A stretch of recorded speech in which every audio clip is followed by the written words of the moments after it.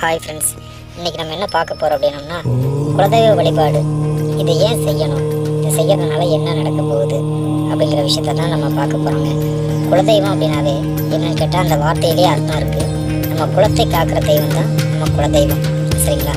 இந்த குலதெய்வத்தை வந்து நம்ம எப்படி ஒரு முறையாக நம்ம வழிபட்டு வரணும், அப்படி வழிபட்டு வந்தால் என்னென்ன விஷயங்கள் வந்து நம்ம வாழ்க்கையில் நடக்கும், அல்லது என்ன விஷயங்கள் வந்து நம்ம லைஃப்பில் மாறும், நம்ம முன்னேற்றம் எப்படி இருக்கும் அப்படிங்கிறது எல்லாமே வந்து பார்த்திங்கன்னா இந்த குலதெய்வ வழிபாட்டு மூலிமா இன்றைக்கி நம்ம பார்க்க போகிறோங்க.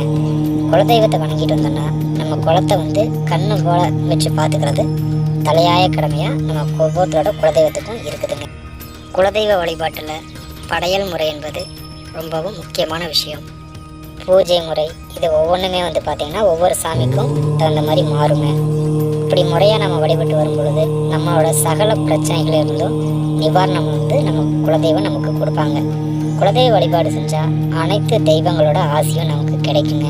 நீங்கள் எப்பேற்பட்ட பெரிய கோயிலுக்கு போனாலும் அந்த கோயிலுக்கு போகும்போது நீங்கள் உங்கள் குலதெய்வ கோயிலில் வழிபாடு செஞ்சுட்டு தான் போகணும். அதுதான் ரொம்ப நல்லதுங்க. உங்கள் குலதெய்வத்தோட அருளும் ஆசீர்வாதமும் இருந்தால் தான் நீங்கள் எந்த கோயிலுக்கு போகிறீங்களோ அந்த கோயிலிருந்து நீங்கள் என்ன வரம் கேட்குறீங்களோ அந்த விஷயம் உங்களுக்கு நடக்கும். இன்னும் சொல்லப்போனால் நமக்கு இஷ்ட தெய்வம்னு ஒன்று இருக்கும், குலதெய்வம்னு ஒன்று இருக்கும், பரிகார தெய்வங்கள் இருக்கும், சரிங்களா? இப்போ நம்ம இஷ்ட தெய்வமோ பரிகார தெய்வமோ எதுவாக இருந்தாலும் சரி, நம்ம என்ன விஷயத்துக்காக போயிருக்கோம், நமக்கு என்ன பலன் கொடுக்கணும் அப்படின்னு நினைக்கிறோமோ அதை வந்து பார்த்திங்கன்னா நம்ம கேட்குறதுக்கு முன்னாடி குலதெய்வ கோயிலில் போயிட்டு முறையாக சாமி கும்பிட்டு நம்ம இந்த கோயிலுக்கு போய் பரிகாரம் செஞ்சோன்னா இந்த பரிகாரம் 100% படிக்குங்க. குலதெய்வம் என்பது புராண தொடர்போ அல்லது அது சம்பந்தமான தெய்வங்களோ வந்து பெரும்பாலும் அமைவதில்லைங்க. குலதெய்வம் வந்து என்னன்னு கேட்டிங்கன்னா நம்ம போலவே வாழ்ந்த நம்முடைய முன்னோர்களாகவும் நம்ம பூர்வீகத்தை கொண்டவர்களாகவும் தான் இருப்பாங்க. அவர்களையே நம்ம குலசாமிகளாக நம்ம வழிபட்டு வந்துட்டுருக்கோங்க. குலதெய்வ வழிபாட்டோட முக்கியத்துவத்தை ஒவ்வொரு தருணத்திலும் மகான்களும் சித்தபுருஷர்களும் வலியுறுத்தி கொண்டு தான் வந்திருக்கிறாங்க. சொல்லப்போனால் மதுரை வீரன், கருப்பணசாமி, குளுமாயி அம்மன், அங்காளம்மன், செல்லியம்மன், இப்படி நிறைய தெய்வங்களை வந்து நம்ம குலதெய்வமாக வச்சுருக்கிறோம். இந்த தெய்வங்களெல்லாம் நம்மளை போலவே மனுஷங்களாக இந்த பூமியில் பிறந்து வாழ்ந்ததாக ஒரு ஐதீகம் இருக்குங்க. குலதெய்வத்தை தினமும் வணங்கணுங்க. குலதெய்வ கோயிலுக்கு மாதத்துக்கு ஒரு முறையாவது போயிட்டு தரிசிச்சுட்டு வரணும். சொல்லப்போனால் அமாவாசை, பௌர்ணமி இந்த மாதிரி நாட்கள் எல்லாம் மறக்காமல் குலதெய்வ வழிபாடு செய்கிறது ரொம்பவே நல்லதுங்க. குலதெய்வ கோயிலுக்கு நம்மளால் முடிஞ்ச அளவுக்கு ஏதோனும் சின்ன சின்ன விஷயங்கள் செய்கிறது ரொம்பவே சிறப்பாக இருக்கும். சொல்லப்போனால் கோயிலை வந்து சுத்தப்படுத்துறது, இந்த கோயிலில் வந்து மரம் நட்டு வைக்கிறது, அன்னதானம் பண்ண முடிஞ்சவங்க அதுக்கு உண்டான ஒரு தொகையை கொடுக்கலாம். இல்லை என்னால் வந்து அதை பண்ண முடியாத சூழ்நிலையில் இருக்கிறேன் அப்படின்னு சொல்கிறவங்க சாமிக்கு தேவையான பூஜை பொருட்கள் உங்களால் என்ன வாங்கி தர முடியுமோ அதை வந்து நீங்கள் வாங்கி தரலாங்க. நம்ம வீட்டில் எந்த ஒரு நல்ல காரியம் நடக்கிறதா இருந்தாலும் முதல்ல குலதெய்வத்திட்ட ஒரு உத்தரவை கேட்டு வழிபாடு செய்கிறது ரொம்பவே சிறப்பாக இருக்கும். திருவிழா காலத்தில் வந்து சாமியோட வீதி உலா வந்து வருங்க.